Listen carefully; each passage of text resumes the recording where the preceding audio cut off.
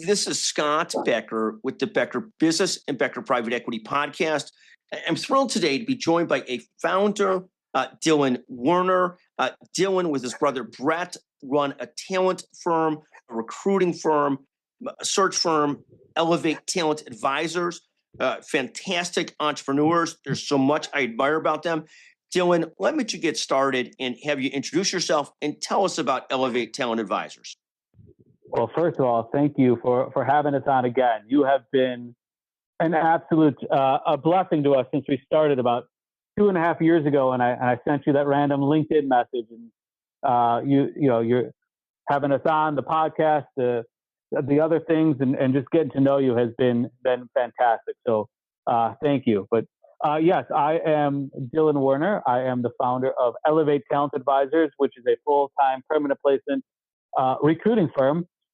We always say our niche is that we don't have a niche. And I know that that doesn't ring well in today's world, but really we have found that the way we operate and the way we do things works well in multiple industries. And that's kind of what we've been doing. We're in law, we're in construction, we're in logistics, and really any industry that gives us a chance.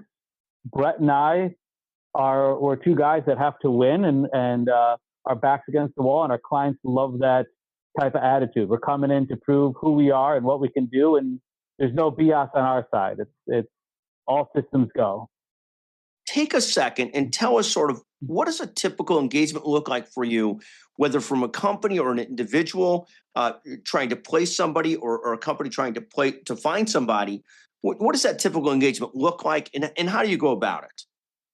Yeah, so Brett and I have decided to split into two roles. Brett is doing mostly our business development. So he is out in the world networking. He is one of the best networkers, can go into a room and leave knowing everything about anybody there is, and I was just telling Scott a little bit before this that I had him sign up for us for some, insurance luncheon, insurance panel. We know nothing really about insurance. And, I ended up not being able to make it. Brett said, don't worry, I'll go and do it myself. And he sat down with guys he's never met before, networked, and ended up leaving with some clients. So that's what Brett's doing. He's going out there and turning on new logos for us. He passes that over to me, and I kind of run the rest of the shop. I do the recruiting, the operations, the account management, help the accounts grow. What we do is we get job descriptions in, we look them over, and then go straight to our different technology pieces that we have, LinkedIn Recruiter, Indeed, what have you, and go and try to search for the correct person. While we're doing that, I also am talking to all our other candidates or our companies that we worked with in the past saying, hey, I got this job. Who do you know? Who do you know that might be a good fit for this role? And try to network that way. So we're going at it from multiple angles, trying to find the best person. And if a company hires you, a small business hires you, a mid-sized business hires you, how does that work? What does that cost? What does that look like? You don't have to give me specifics, but give me the general of how that works. Sure. There's multiple different ways that we run it. And, being such a small team, we're able to be flexible and make it work for our clients. Not saying that we always just undercut the market and say, hey, we'll give you a cheaper fee. But there's a few different ways. If you have a very important role that you say, hey, this is mission critical, we need this person tomorrow, we would say, okay, what we would need is some sort of retainer up front. We need that buy-in from you. We are about to drop everything else that we're doing, and we're going to focus solely on this role. If you have roles that you're like, hey, we're constantly hiring salespeople, it's kind of 365, we might go with it from a contingent. Hey, we're going to go out, we're going to do the work for you. If we find somebody, we'll send them to you. And if the interview process goes great and you hire them, that's when you'll pay us. So it really depends. We are leaning now, and I think the industry as a whole, for those that are looking for recruiters, are honestly leaning more towards the retainer route because of all the work that we're doing to go out and try to find candidates. And if your company is hiring and they take weeks to respond and it's slow and we've done all that work, we kind of just wasted our time. So I would expect for anybody that's looking for a recruiter to be prepared for that retained pitch coming your way. Thank you. Got it. And that makes sure that the company's actually serious about hiring and not sort of messing around with it so that you actually a much better chance of commitment on both sides. Exactly. And with the contingent too, we charge a certain percent of the first year's salary. which is, pretty standard fee there. But yes, it's all about getting the buy-in from your company. I'm going to go do this work for you. I'm going to go find the person. I'm serious about this. If you guys are serious about hiring, then let's do it. You would pay that retainer to make sure you get the best service possible. If you're passively looking, then I'm kind of going to be passively looking on my end too. Hopefully something comes up, but if you want the best service, you got to pay for it. No, it makes a lot of sense. And talk about, as you get into the second half of the year, get into next year, what are you most focused on and excited about? Yeah. So this is a Becker Business Podcast first, but you guys are learning about this first, but we are launching kind of a new subsidiary of our business. And this is going to be called the Werner Advisory Group. It's the same thing as ETA, but what we have found is a ton of business owners that are making, let's say, $250,000 to $5 million in revenue that can't sell their business and they don't know what else to do.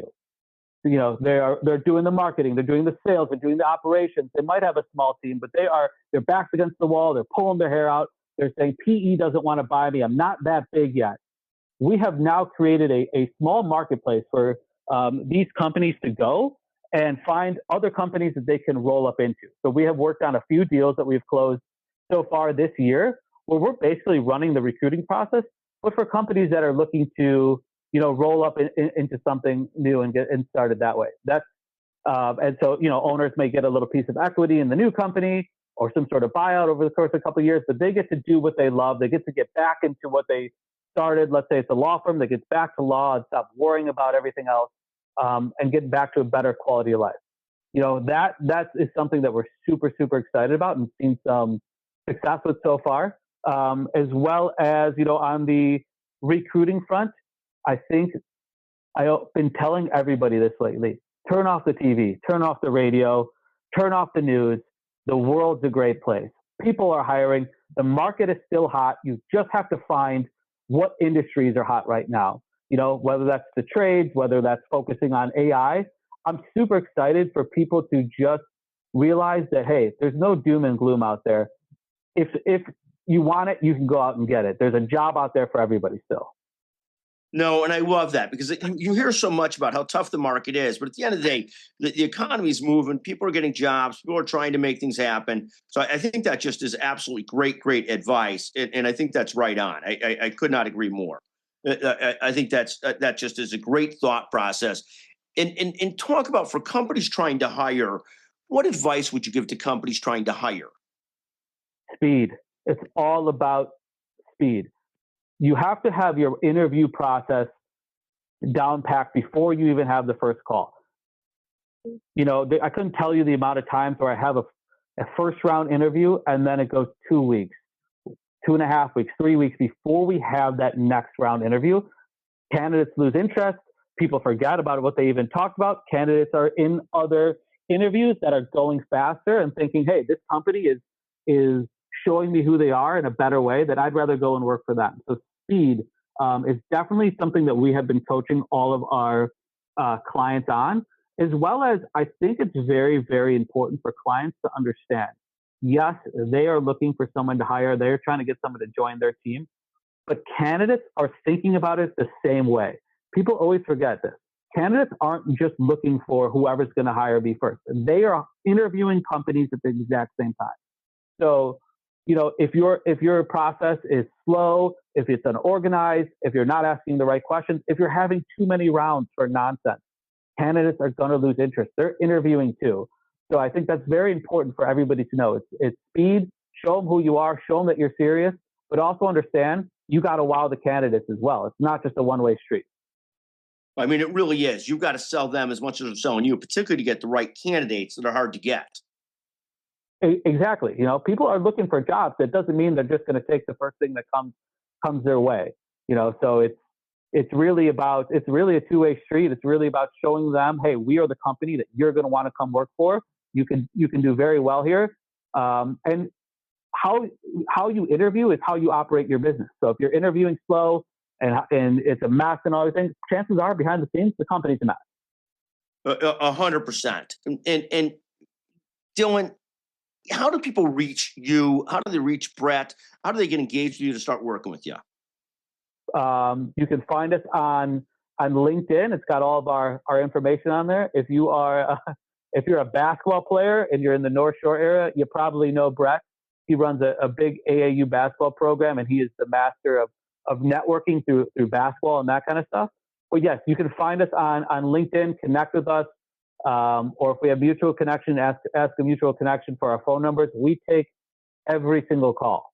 There's a lot of times where I may not be able to help somebody, but I can always point them into the right direction of someone else that may be able to. So there's no role too small, too big. If we can't do it, we will help you find the person that can.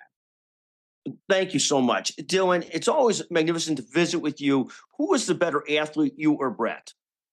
Such a great question. So we played two different sports. He was a basketball player. I was a boxer. I fought in Chicago with Golden Gloves. I trained people in boxing and do actively today. So when we're brothers. So even golf became physical. When it became physical, I would have the dominant edge, but it only became physical because I was getting my butt kicked by my little brother and everything. So he might have good hand-eye coordination, but we would take you in a fight. Exactly. He's got the jump shot, although we've been doing some 3-point competitions.